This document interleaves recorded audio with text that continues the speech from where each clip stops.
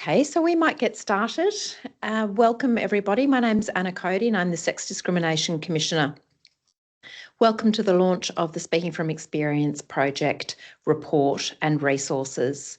And I'd like to begin by acknowledging the traditional owners of the country that we're all on. And I'd like to do that through reading a poem to you. And the poem is from a First Nations Gunai woman, and her name is Keely Saunders.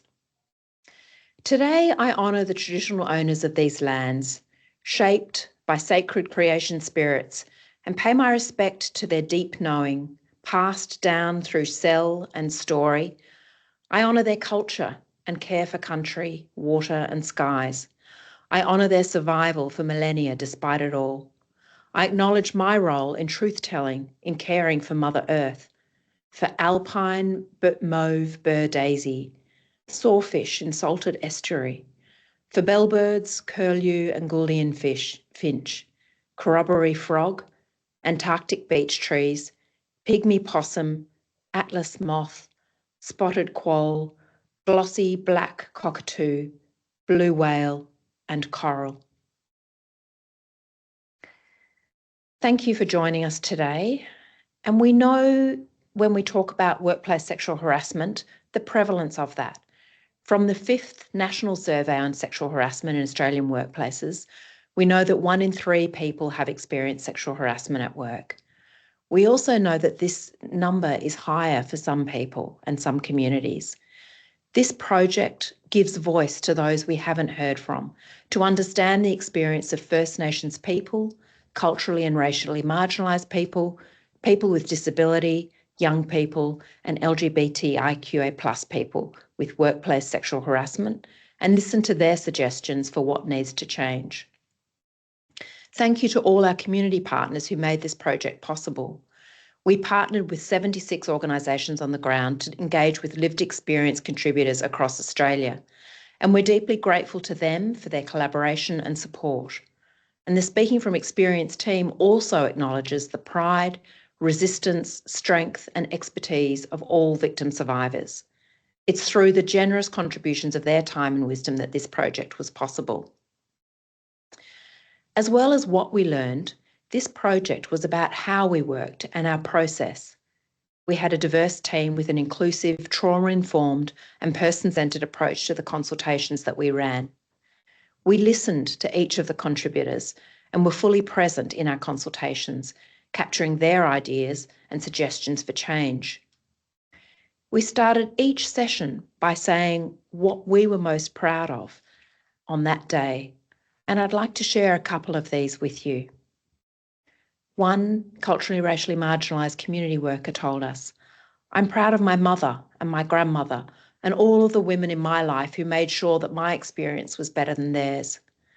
Another trans refugee community advocate told us, "I'm proud to be a voice to my trans sisters, their voices who have been silenced for such a long time."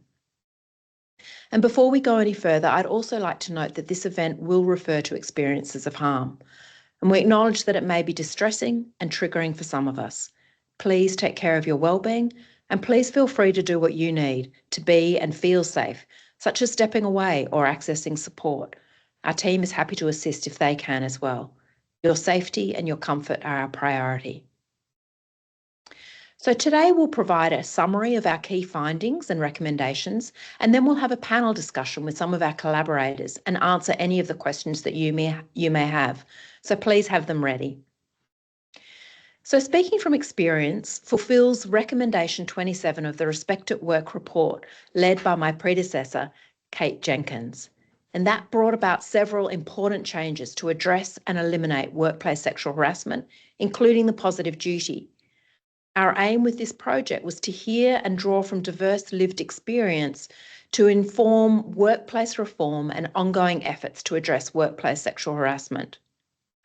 We heard from over 300 people who had experienced workplace sexual harassment about what helps when someone is sexually harassed at work, what doesn't help, and what needs to change to make Australian workplaces safer.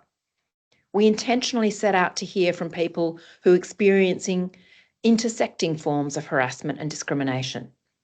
So that's people with disability, First Nations people, lesbian, gay, bisexual, trans and queer people, young people, culturally and racially marginalised people, and people from migrant and refugee backgrounds. We use case studies in the report and some resources to demonstrate what workplace sexual harassment can look like and its many elements. And I'm going to draw from one of those and talk about Petra. She graduated with an MBA from Brazil, but found it very difficult to get a job when she arrived in Australia. To get by, she worked as a cleaner, a receptionist, and then a bartender, before landing her dream job using her skills at a male-dominated marketing agency. Not long after joining, a colleague started making extra effort to talk to her and stared at her when she was entering the kitchen, kept telling her she was such a hot Latina woman.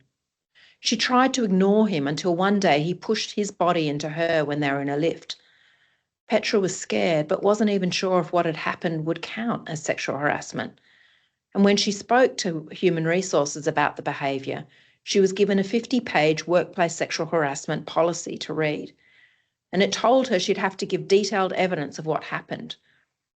And even though her colleague was at the same level as her, she didn't think anyone would believe her over him because he was Australian.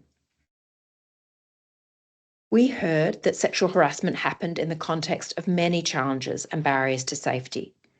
Contributors' experience of workplace sexual harassment could not be neatly separated from other forms of discrimination that they faced. One LGBTQA+ refugee worker told us, queer migrants or migrants in general, especially if they're doing the disadvantaged lower paid jobs, I think they're in their very busy life. And we always think about if we deal with something like sexual harassment, that we're dealing with this one single issue, but it's not. And sexual harassment is just one of the challenges they face. They also face their mobility, their unemployment, their house insecurity. And harassers told us, we heard about how harassers had more power than those that they targeted, and they used that power.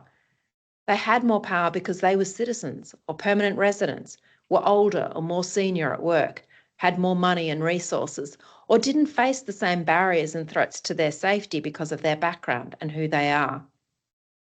As one contributor summarised, workplace sexual harassment isn't about sexual attraction, it's about power. Contributors told us about unhelpful responses to workplace sexual harassment from workplaces. For example, not believing victims or minimising their experiences, or launching complex and unclear processes that demand a lot from the victim, including that they keep retelling what happened, treating the victim survivor as the problem and that they needed to be dealt with, not the person who was been harassing them, and not holding the harasser to account or listening to the victim survivor's needs for safety, or lacking cultural safety. For example, one First Nations woman told us about her experience of her workplace's response, which isolated her from her community and resulted in blowback from the community leaders that impacted her profoundly. Contributors also told us about what helpful responses to workplace sexual harassment would look like.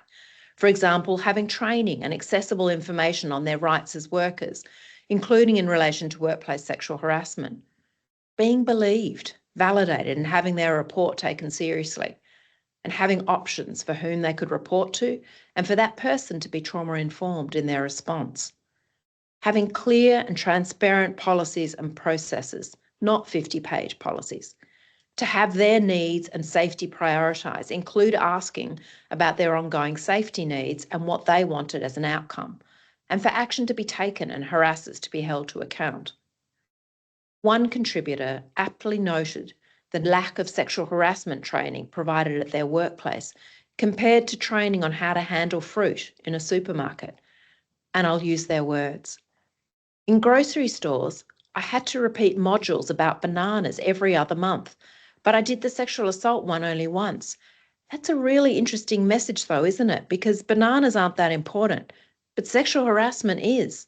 I can't count the amount of times I did the banana module. Even if you don't work in the fruit and veg department, you had to do the banana modules. I would have done just one training when I first got hired about sexual harassment, but the banana stuff was literally every 2 months. I only ever did one shift in fruit and veg. It's crazy. It says so much, doesn't it, about the value and what's being given the value. And this was from a young supermarket worker. Contributors made it clear that addressing workplace sexual harassment needs all levels of government, employers, and the community to respond. In short, it's everybody's business. And actions include reducing barriers to information, safety, justice, and accountability, and victim survivors being heard and support being given after they've been harassed. And in our report, we make 11 recommendations that are informed by lived experience contributors. Some of those key recommendations, which we'll discuss in our panel, include delivering a national media campaign to drive behavioural and cultural change on workplace sexual harassment by building awareness, promoting prevention, and encouraging trauma and gendered violence-informed action.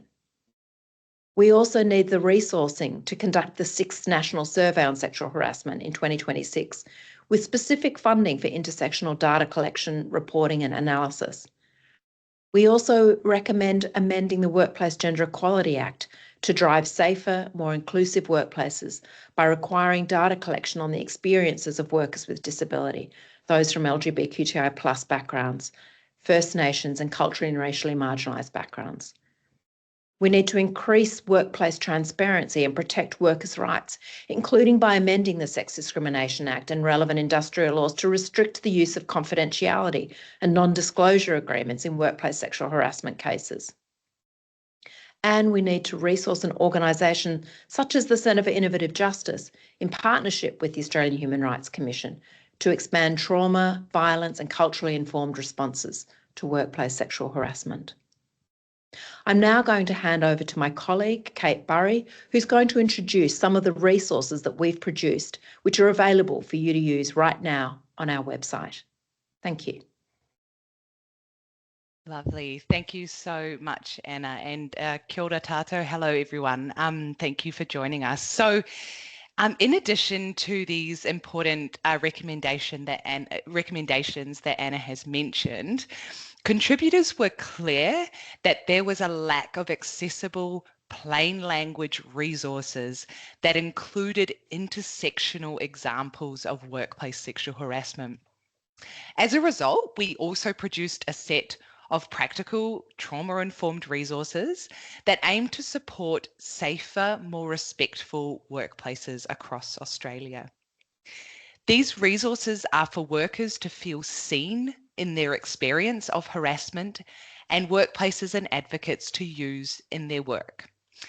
They can be accessed on the Australian Human Rights Commission website, and we will also have more translated versions up very soon. So the resource suite includes guides on how to access support for people who have been sexually harassed at work, fact sheets on what workplace sexual harassment may look and feel like, practical guidance for employers and leaders on safely addressing workplace sexual harassment, tools for employers for creating safer, more respectful workplace cultures, advocacy materials for change makers to push for safer, more inclusive workplaces, and public place posters for display as visual prompts for workers, service providers, and workplaces to access support and take action on workplace sexual harassment. So we're about to move into our panel discussion with a wonderful panel very soon on these key findings and recommendations and the future of workplace sexual harassment response and prevention. Before we do that, we will show you one of our video resources.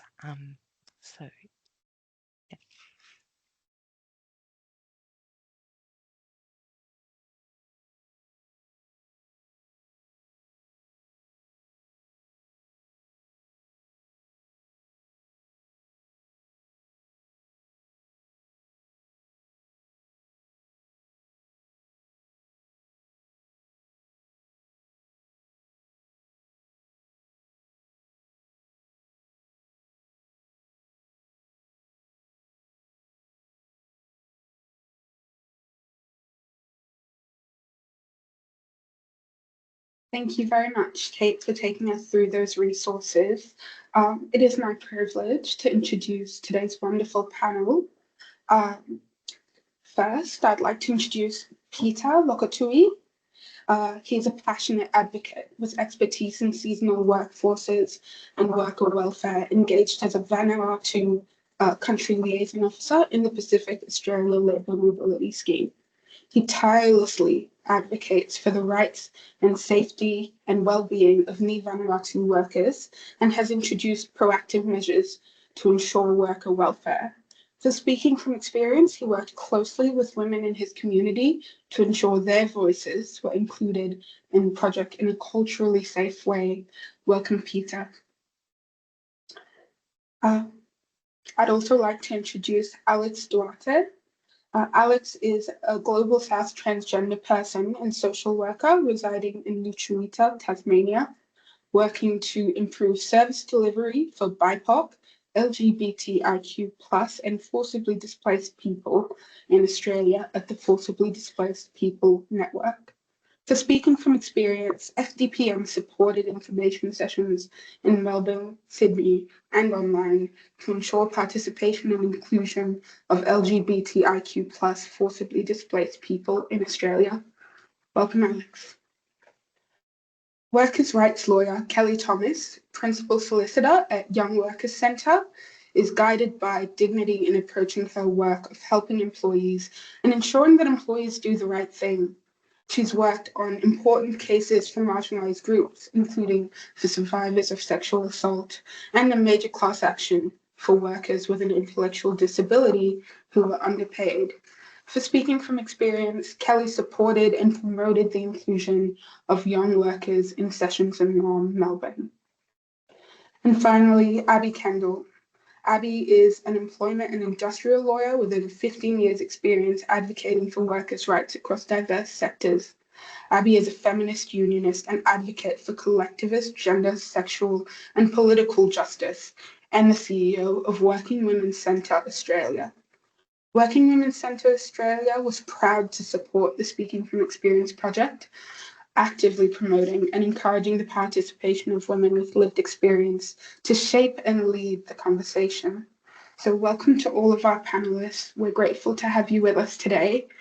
Abby, I might start with you. Looking through the report, what were your key reflections? What stood out to you, and what are the areas that are central to your advocacy? Great. Thank you so much for having me and for the opportunity to speak today. I just firstly want to say I thought that the report was incredibly thoughtful and quite revolutionary in the way that it really highlighted and amplified survivors' voices, not just in the way that survivors have been harmed, but in the way that survivors can tell us how to fix the issue. So I thought that was incredible. It's an extraordinary contribution to the national conversation on workplace sexual harassment. As I said, because it doesn't just describe the harm, it gives us that roadmap to fix it. At the Working Women's Centres, we see how everyday complaints-based systems are failing us. We speak to women who have done everything right, who have reported in good faith and who have paid the price with their jobs, their safety, and their mental health. Survivors know where the process went wrong, and this report really listens to them and centres their experiences and amplifies it. In our view, Recommendation 8, calling on the Australian Government to act on the misuse of non-disclosure agreements, is one of the most urgent. Too many workers, especially women in insecure and low-paid work, are being forced into silence. It's silence that protects abusers and reputations, but not safety or justice. We also know that NDAs hinder positive action in workplaces and society to prevent sexual harassment in the first place. It lets employers off the hook for systemic issues, and it lets perpetrators off the hook for their behaviour. Employers now have an express obligation to prevent sexual harassment and discrimination in the workplace. And we say that the misuse and also the default use of non-disclosure agreements is a breach of this positive obligation. It's really important to understand that we stand with a global movement of survivors, women's organisations, sexual assault and rape services, trade unions, advocacy organisations, and academics from across the world pushing for the end of silencing tactics and culture. And we also think that the time has come to legislate. We can look to Ireland, where the recent law reform makes non-disclosure agreements unenforceable unless they are explicitly requested by the victim or survivor. It requires independent legal advice, confirms voluntary consent, and ensures that any agreement does not restrict the survivor from speaking to medical professionals and community services. This is not radical, it's reasonable and survivor-led reform. In the UK and Canada, the Can't Buy My Silence campaign has pushed governments and institutions to restrict NDAs. In California, employer clauses in settlements involving harassment and discrimination are banned. In Victoria, due to the strong campaigning of the Victorian Trades and Labour Council, as well as many other organisations, the Victorian government is progressing legislative reform to restrict the use of non-disclosure agreements in workplace sexual harassment cases. This recommendation provides survivors and advocates a springboard for reform, and we look forward to joining you in a strong coalition calling for change. But legislative reform is not the only part of the answer. We really believe that this issue must be reframed and widely understood as a work health and safety issue, because that's what it is. Harassment is not a personal grievance, it's a workplace hazard. And until this is embedded in our law, culture, and compliance systems, we will keep seeing the same patterns. To drive culture change, we need to talk about it. We need to rebalance power in the workplace. We need survivors to know that their voices will not be dismissed, disbelieved, or hidden behind a confidentiality clause. The Speaking from Experience report will be a daily tool for our work at Working Women's Centre Australia. The practical resources are invaluable. They are designed not just for advocates, but for employers and policymakers and everyday Australians who want to understand what change looks like. This report strengthens and validates existing campaigns to improve workplace safety, especially for marginalised workers who often experience the greatest harm and the least support. It backs and pushes for work health and safety reform. It echoes and supports union campaigns. So I encourage everyone to use this report. I think we can share it publicly, speak to it in our workplace and on your socials. Give it to survivors because I think it will help reduce their isolation and validate their experience, as well as speak to government about these recommendations. And when you're speaking to government representatives, back these recommendations in wherever you can. This is a powerful survivor-led roadmap. Now it's time for all of us, government, employers, unions, advocates, to act on it. Thank you for having me. Thank you so much, Abby. And I would like to remind everyone in the audience today that if you have any questions for Abby, Anna, any of our other panelists, we will be doing a Q&A shortly after the panel. So go ahead and put in your questions as you think of them. I might hand over to Kelly to share your reflections.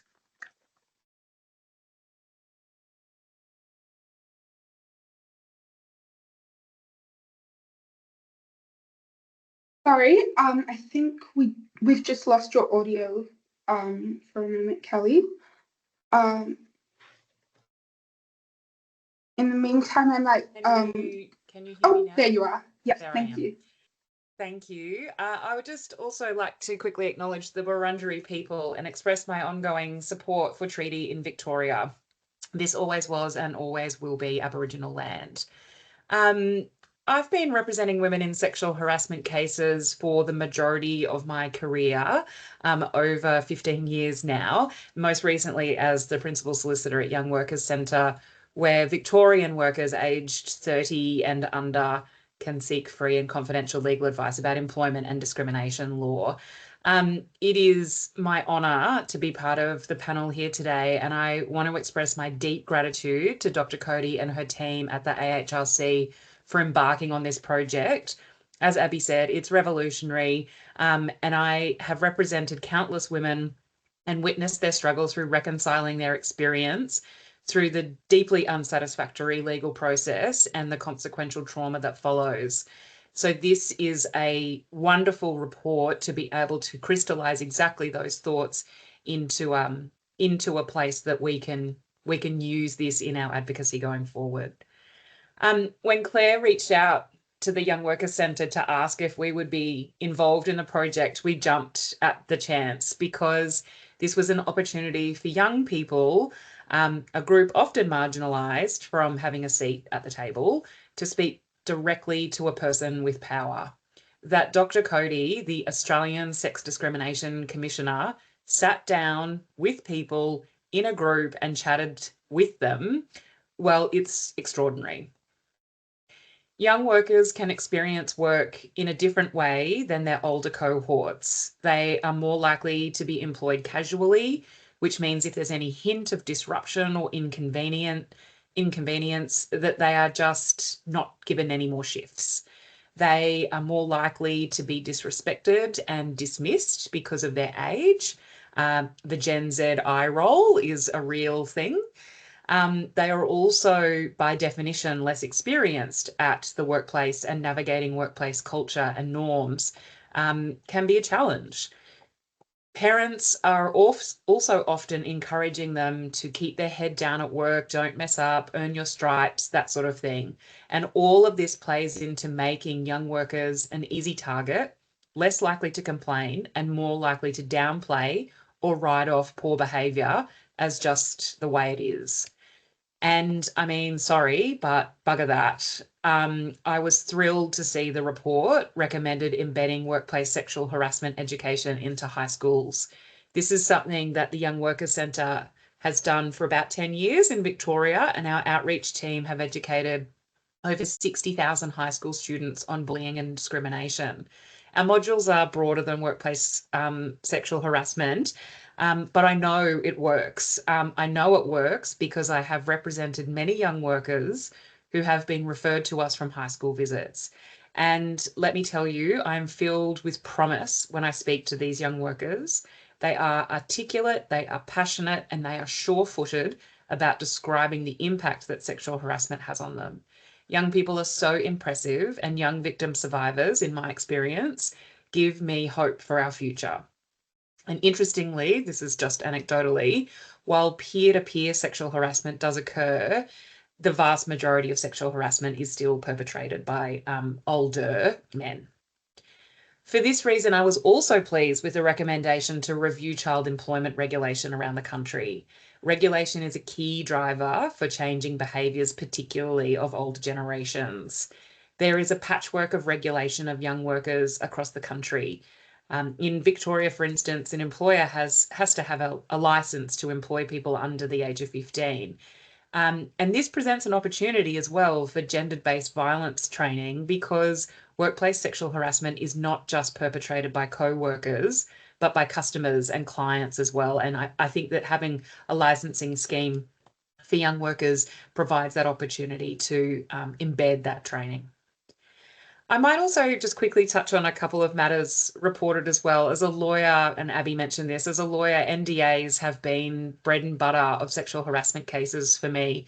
And I have argued uphill and down dale with employer lawyers to exclude or limit NDAs, and it doesn't work. So banning NDAs, in my opinion, is key to unlocking the reckoning of perpetrators. And frankly, I look forward to that day.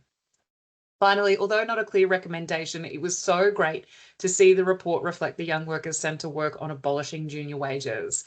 It is difficult for any victim survivor to leave a job to escape harassment, but it is even harder when you're only paid $7 or $8 an hour. That this is legal in this country is shocking, and the lack of secure and well-paid jobs is a driver of vulnerability and therefore workplace sexual harassment.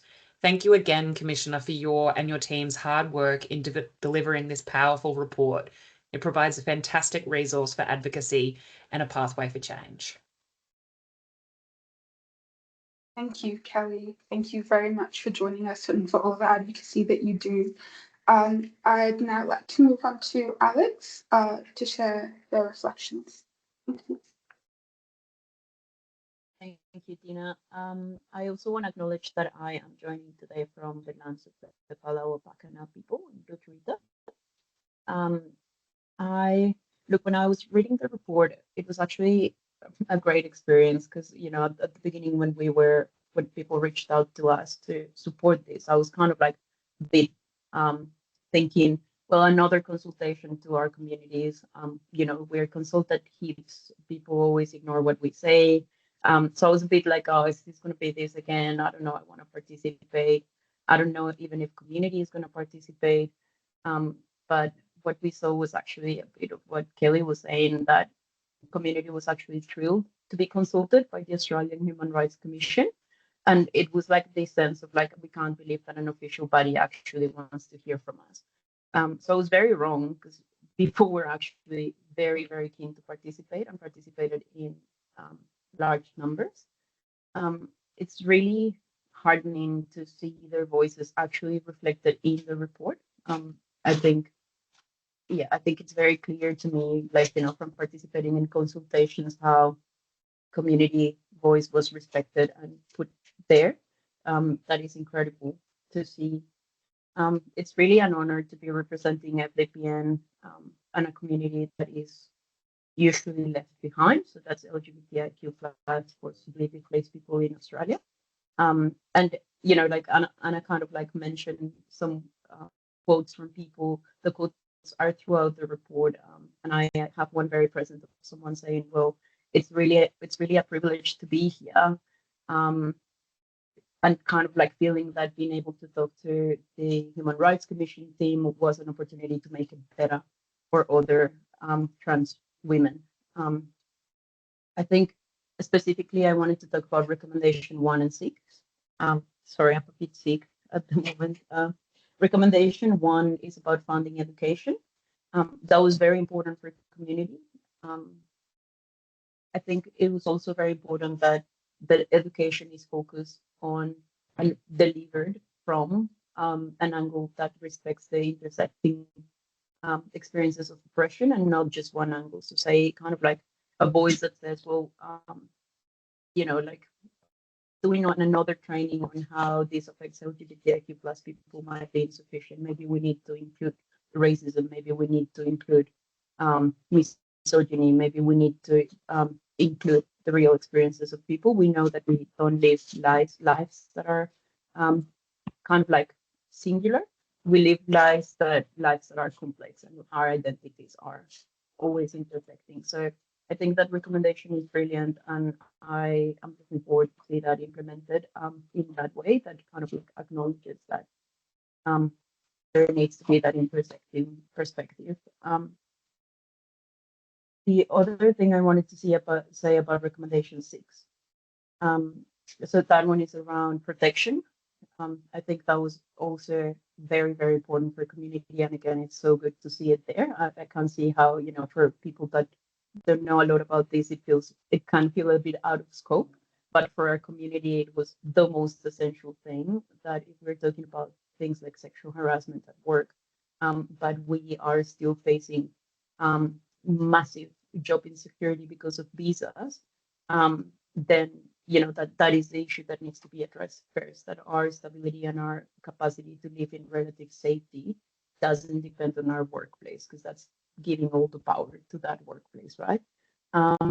So I heard in the consultations a lot around impunity and how this culture of kind of like, you know, workers and migrants and refugees are valuable because of the work we do and not because we are just like people. Kind of like how this culture really fosters impunity for perpetrators at workplaces. So I'm really, really happy to see that in recommendation 6. The last thing I wanted to mention is that, you know, like, it was also really good to see how the report emphasizes that it's about intersecting experiences. It's not about misogyny or only around misogyny or sexism. It's around misogyny, sexism, ableism, transphobia, racism. You know, it's all of these together that make it unsafe. So yeah, I guess I just wanted to echo that addressing racism in Australia. It's very important to keep communities safer. I was really pleased to see the report mentioning things like, kind of like this boys club culture in leadership. I think it's very evident for people that work that leadership usually looks very, very white. And it's important that there are different voices in leadership. So yeah, I guess my conclusion is just that I was absolutely wrong. It was not just another consultation, just for the sake of it, so we can be ignored. I'm really happy to see the voice of my community there, and I feel really honored to have been a part of it. Thank you. Thank you, Alex, and your work was absolutely invaluable in making sure that it was so representative. So thank you for that. And if I may, I'd like to ask Peter to speak to the experiences of migrant and temporary workers. Thanks, Peter.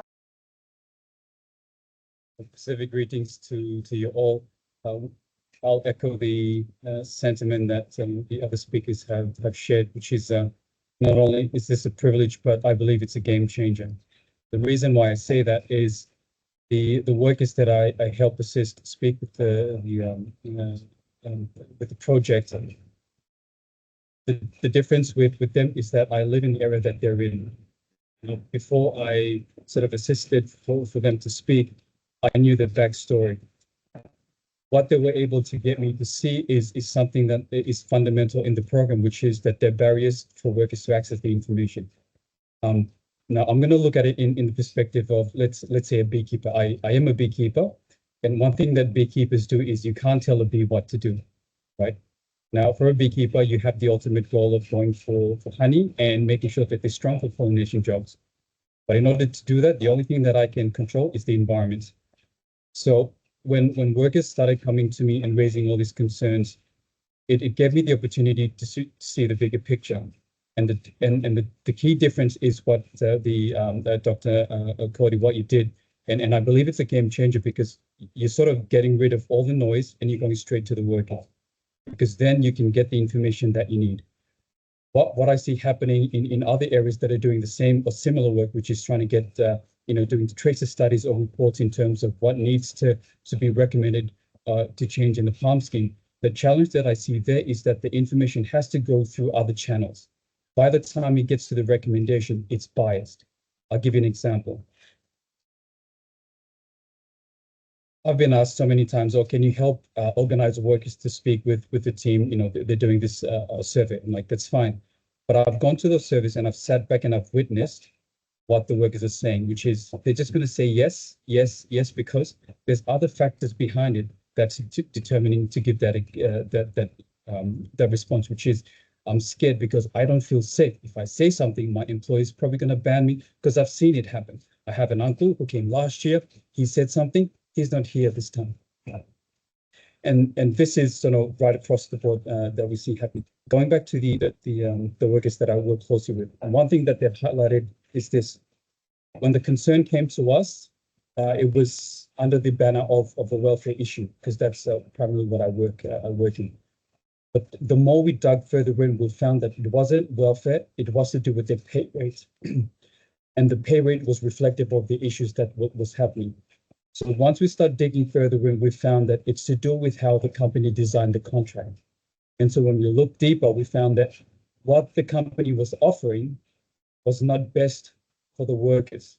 But here's the thing. The challenge was, well, if I rejected the offer, I wouldn't get anything better. So I'm going to accept it, come to Australia, bear that risk. But there's something that I'm getting at from you, which is I actually have a future for my family. Because when you look at a Vanuatu context, we have 45 years of independence, but in the past 2 years, our government have changed 4 times, right? So can you see that you're getting a worker who has to choose, is it riskier to stay in Vanuatu? Or is it better for me to accept the sexual harassment, to accept the challenges that's been offered in Australia, as long as I can get what I need? Because guess what? I can change my home and guarantee the future for my daughter or for my family. As a country liaison officer, that's one of the biggest things that I see, which is a barrier to information. I'll give you an example. The contract that workers get to sign has an information in there that states that you have equal rights as an Australian. You have equal rights as an Australian.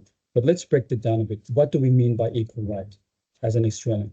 Because when you look at the dynamic of someone who's finished in grade 6, who doesn't speak English, who doesn't even understand the workplace, to access that right, what does it really look like? So, if this is an Australian who's lived in Australia, who knows the legal system, who knows how to access the support, and, for example, can tell the employer to piss off because he can go find another job, you get a palm scheme worker or a female palm scheme worker who, well, if I say something, then I might get dismissed. So access to that drops.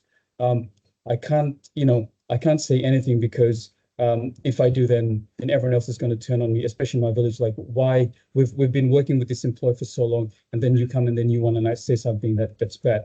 The access to that continues to drop to the point in what I observe seeing happen.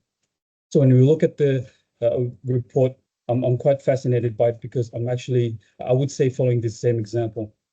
So currently, and then I'll speak on this point in connection with recommendation 1 and 6, because in order to get to recommendation 6, which is, to improve safety and access to the justice for migrants, that's not going to happen unless the foundation is set right. Now, it can't be sort of waiting when workers get here, because we don't know what's already going in our workers' head. So they're going to make decisions that's based on what's best for them in country, if it means that they have to accept that risk. Now, for us to reduce that risk, we have to find out what's the driving factor. That takes us back to before they get here. So in terms of the recommendation to fund special organization, I'm all for that because I'm doing the same thing. As a core, one of the best things that I have going is access to the information, but also being able to take that information and provide it to the workers, because I have, so we have a pre-departure briefing. So it's a session that's been run for workers before they travel to Australia. What we're starting to identify is what happens if the agent gives the wrong information, or what if the employer gives the information in a way that goes to the agent and they misrepresent that information, right? So by the time it gets to the worker, we're having them to stand on a foundation that's not strong. It's pretty much a worker standing on sand, and we know what's going to happen when they get here in Australia. So the focus right now is to make sure that anyone that comes to give that information, we have to be saying the same thing. But in order to do that, we need that information to back it up. And hence, that's one thing I appreciate about the report, which is you getting to the heart of where the workers are. And I remember when Kate came over, for me, it's not like sitting one-on-one. It's like, let's put them out on the floor, let's bring food, let's sit down and let's discuss it, because that's what we do back in Vanuatu, right? Mm-hmm. But once they feel safe, then they can share it. So my prayer, my hope and prayer is that we can continue this. You have my full support, because I know it's a game changer for the Pacific, and it's quite serious because our identity is changing. And my concern is that if we don't have, ways to support programs, organizations that are giving that information, then the expectation for workers to access that support is going to be lacking, because they're not going to get there because they don't have that support to lead up to that. Thank you so much, Peter. And I think what you're really speaking to, and what certainly you spoke to as well, Alex and Kelly, and I'm sure, Abby, you understand as well, is the precarity that many of these workers are in, especially the particular demographics that we spoke to, migrants, refugees, especially refugees, young kids. These are groups of people who are often in very precarious working situations. And I think it's really important to understand that and to speak about that environment, and ensuring that the environment is safe enough for them to then take the steps they need to ensure that they're respected in their workplace and to ensure their rights. I might move on to some questions now. Maybe, Anna, you might like to speak to this, or if any of you would like to speak to this. Do you see a role for restorative justice processes in response to sexual harassment harm?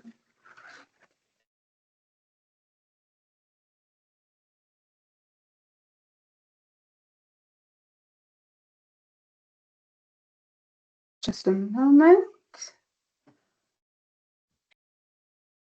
Fantastic, thank you. And one of the things that we did refer to, and have as one of our recommendations is the importance of having restorative justice options explored. And I guess this it's related as well to the Australian Law Reform Commission, that they have recently done an inquiry into the experience of sexual violence. And it's something that we heard from some of the victim survivors that we heard from, was the importance of having other options, having a range of options available to them, so that they may not necessarily want someone to be dismissed. They want the sexual harassment to stop. They want accountability of some sort, and they want it not to happen to somebody else. So really listening to that and seeing, is there a way of working with within the organisation to ensure that those things are achieved? So looking at what restorative justice options are available is certainly one of our recommendations. I'm not sure whether one of the other speakers wanted to answer that issue as well, either Abby or Kelly or Peter or Alex. Yeah, I would just echo that. I think I think that restorative justice processes are important and need to be an option. And I think that it's probably I don't have any data about this or anything, but in my experience, it's the least used option in sexual harassment or sexual assault cases. So I think we culturally would need to do a lot of work to ensure that restorative justice processes are safe within workplaces and that they're run independently and not necessarily by employers. But I do think that this is such a complex issue. It's pervasive. It seems to be getting worse in many ways. And so we need a whole range of different types of outcomes and processes and different forms of justice in order to be able to resolve and have safer workplaces. So I agree. Thank you. Thank you. Alex? I was just going to say that, for me, I think restorative justice is already kind of happening. I will explain that a little bit. And I think that it's not enough, but it's a start, right? So what I was thinking is that, when like being there in the consultations, when people were talking about these really complex things and having the commission reflect back what they were listening instead of like challenging it, instead of being like, oh, really? I don't believe that. Oh, no, people didn't do that. Kind of like fostering this environment of truth telling and putting that actually into the report. I think that seeing how community reacted to that, like kind of like the regulation that this culture of like we can actually tell the truth and have that truth acknowledged and be seen, instead of like, oh, we have to protect all of these lies and all of this power and privilege. I think that is part of restorative justice. Again, it's probably not enough for communities, but I think it's a start, and I think it's a good role modeling on how we can start to address wrong, just harm in communities. Thank you. And I'd also just like to jump onto another question. Kelly, maybe if you'd like to answer this one. Where do you see the opportunities for collaboration across our sectors, for example, for campaigns or in the fight for legislative change? Yeah, thank you. Look, I think that I think the power of this report is about putting stories front and center, and I think that that lived experience aspect of storytelling and truth telling is actually where we have that real power to make change, because for whatever reason, people only want to change things when they think it affects them. And so knowing someone who is a victim or survivor, knowing someone or knowing about them or knowing their story is a really persuasive way of changing behavior. So I think, yeah, there's absolutely major areas for collaboration here. I'd also say, as I mentioned, I think there is a possibility for training embedded in various different licensing areas, perhaps liquor licensing as well, where that training is not just about not just about creating a safe workplace for co-workers, but for everybody who is at the workplace, whether it be a retail shop or whether it be a bar or whether it be, a white-collar workplace. Thank you. And we have another question from the audience. Anna, if you might like to speak to it, can you share any update on the investigation and enforcement activity that's been conducted by the AHRC since the positive duty started? Thanks. Certainly. And so the Commission is now a regulator because of its role through the positive duty. So we have a model of voluntary compliance and enforcement, which is the modern way of doing regulation. And we work with some of the other regulators in work health and safety, as well as with Fair Work and other agencies. So what we have been doing is working with employers, seeking information from them about any possible breaches that we may have been notified of or that we have seen ourselves through media reports. Anyone can provide a report to the Commission, and we can also initiate ourselves if we've seen something that we're concerned about.